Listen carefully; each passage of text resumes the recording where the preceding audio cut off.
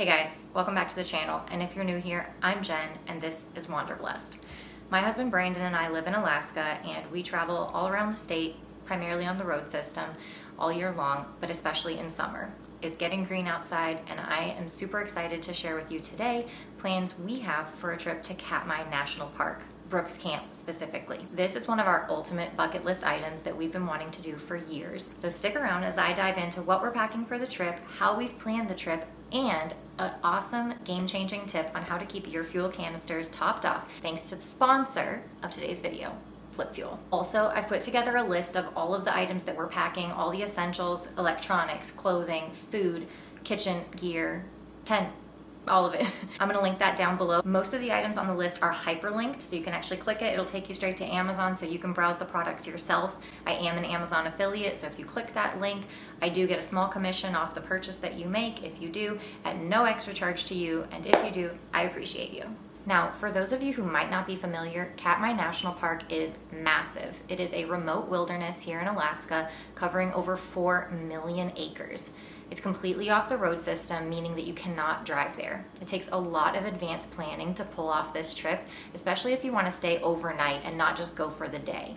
In our case, we chose an overnight trip not only because we wanted to spend more time there, but it also ended up actually being cheaper for us to do that versus the more costly day trips. There is so much to see in Katmai National Park, but for this trip, we're focusing on Brooks Camp, Brooks Falls, and the Valley of 10,000 Smokes. What you probably know most is Brooks Falls. This is one of the most famous places in the world for brown bear viewing, and it's that iconic place that you might watch live during the summer where you can actually see the brown bears standing in the river as the salmon swim upstream.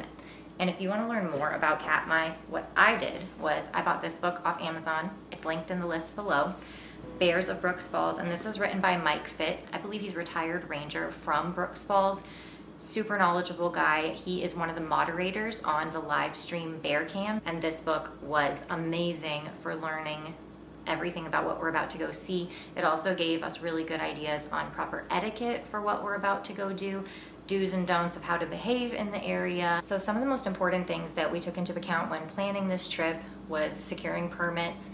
We had to have camping permits to stay at Brooks Camp. These go quick. They came out, I believe it's in January when they go live on the website. I had a timer set, a countdown, everything, and I still managed to be distracted doing something else at the time when the permits went live. I was 2 minutes late logging in, and I barely managed to get us 2 nights at the campground. I did not get the time that we wanted. You see Kiki back there.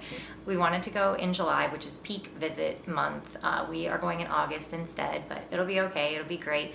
But you definitely, if you're wanting to stay overnight and if you want to be in the secure bear electric fence perimeter campground, which only allows 60 people per night, you do have to secure permits ahead of time. Sometimes they come available throughout the rest of the year. If people cancel, you might get lucky and get one, but that was something that we wanted to plan in advance for.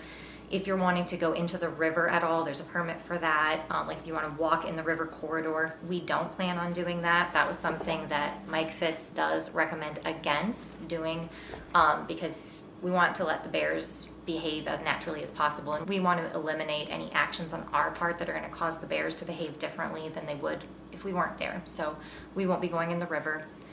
Bear safety, obviously a huge priority in planning this trip. For the planes that we're taking, because again, this is remote, totally off-grid, we can't actually take bear spray on the planes. As soon as we arrive at Brooks Camp, the first thing that we'll do is go to bear school. This is a mandatory orientation where the rangers walk you through the do's and don'ts of Brooks Camp, and then we'll be reliant on ourselves, others around us, and the rangers to keep ourselves safe. But Katmai has an excellent safety record, almost no incidents in the park between humans and bears. Now also the weather in Katmai can be very unpredictable, ranging from sunny skies to sudden rain and high winds. Last year we actually had this trip planned for our anniversary, our 10-year anniversary, and at the last minute our transport, which was going to be a boat, last year we were going to take a boat from King Salmon to Brooks Lake, and they canceled on us 3 days, I believe, ahead. So packing the right gear is going to be essential so that you are ready for anything, as well as having a flexible attitude, because things change and you're completely reliant on the weather for your transport to go through. So our journey is going to start with a flight from Anchorage to King Salmon. We're flying Alaska Airlines using points. We chose king salmon because that's the primary gateway to Katmai. Once we get there, we'll actually stay one night at a campground in king salmon, and then the next morning we'll immediately catch a flight with Katmai Air, and that's going to be on a float plane, and that will take us from king salmon to Brooks Camp. I'm really looking forward to that flight alone. Brandon especially loves going in bush planes. We haven't been in one since we did our moose hunt in 2021, and definitely looking forward to seeing all of those amazing landscapes from the air, more close up though by being in such a small plane. So let's dive into what we are packing to make this adventure comfortable and safe. We're going to be packing our Alps Mountaineering Lynx 2. That is our smaller backpacking tent. We have two Alps Mountaineering tents, the Lynx 2 and the Lynx 4. We use both of them regularly. Been on caribou hunts, moose hunts, fishing trips, like all over the place. We've been in blizzards, rainstorms, windstorms, all of it, and these tents both hold up so well, and they're really easy to set up, which is my favorite part. But we're gonna take the Lynx 2, that's a 2-man tent. It is snug for both of us in there, but we're gonna bring that because it's our smaller, lighter weight one, and we are restricted to 50 pounds each for the float plane from King Salmon to Katmai. In addition, we will have our Teton sleeping bags. We're gonna bring our 0-degree bags that are mummy style.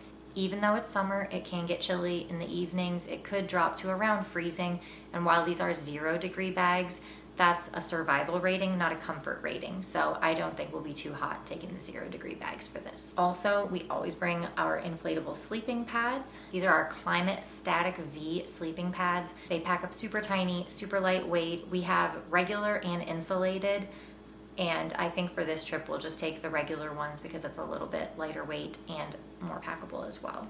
Clothing. Layering is key. If you've ever Googled anything about packing clothes for Alaska, or if you live in Alaska, then you know layer, layer, layer. You never know what you're gonna go through in one day. So typically we might have on a t-shirt with a long sleeve over that, and then a light jacket over that, and maybe a over jacket on top of all of it that's like usually waterproof. We're wearing waterproof shoes most of the time, if not always as well.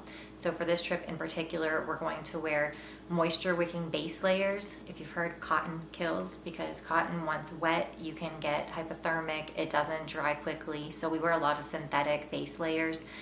I don't anticipate it being cool this time of year, but we just don't know yet. So as it gets closer, once we can see like a 10-day forecast, we'll pack more accordingly. But most likely we'll both have some kind of thin synthetic long sleeve, maybe some synthetic type of long johns, and then layer on top of that wearing waterproof boots and definitely bringing rain gear. For this, we will probably go ahead and bring our waterproof bibs and jackets, Grundens, because I've seen some examples of people posting like on Facebook and stuff where they got caught in monsoon-like conditions.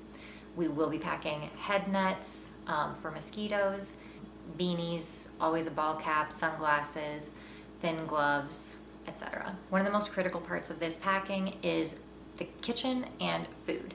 We are going budget friendly on this. We are trying to spend as little money as possible. So we are going to be bringing mountain house style food. My favorite is the lasagna, this one.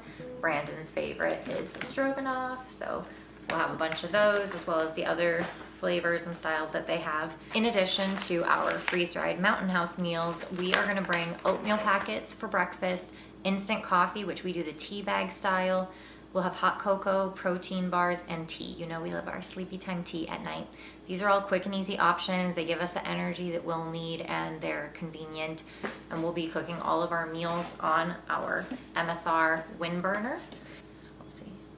I know this doesn't look like a stove, so while I talk, I'll pull this out just in case you've never seen this before. But everything fits inside of here. You get a little tiny canister, and your entire stove situation. This is the part that's gonna burn. This is gonna connect to your stove. So you put this here, and then if you are actually going to be cooking, this is your valve to turn your gas on and off, and then this whole area will be engulfed in flame if you've got gas going and you hit it with a lighter. And then we boil water in this, And then once we have the water boiled, you simply pour it in your Mountain House bag, seal that, follow the instructions on the back, and after 5 to 9 minutes, you're ready to go. You've got a hot meal ready. We love these meals. So like we eat these all fall while we're hunting and often throughout the summer when we're in a hurry. Now, as part of this, one of the challenges, just like bear spray, we cannot take fuel canisters with us on the plane, which means that we have to purchase fuel canisters when we arrive at Brooks Camp. There is a general store there, so we would be able to purchase canisters. But what I've heard is that at the camp, in the food cache, which is a building where you're required to store all of your food and cooking gear because you cannot have anything with any food scent in your tent at camp. So everything has to be stored in the cache.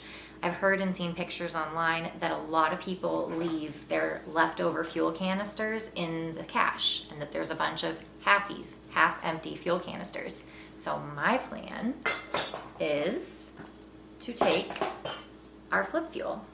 So this is our FlipFuel device, and thanks to the sponsors of today's video, we are going to show you guys hopefully on this trip how we're able to incorporate this. This has 2 valves on either side so that you're actually able to connect 2 canisters. I'll play a link kind of on the side here while I'm talking about it, showing the how-to process of this. But we'll have that with us, and I am gonna bring this small scale that I got from FlipFuel as well. I'll have this with us, and that will allow me to weigh the canisters. Each canister has printed on it what the net and gross weights are on there.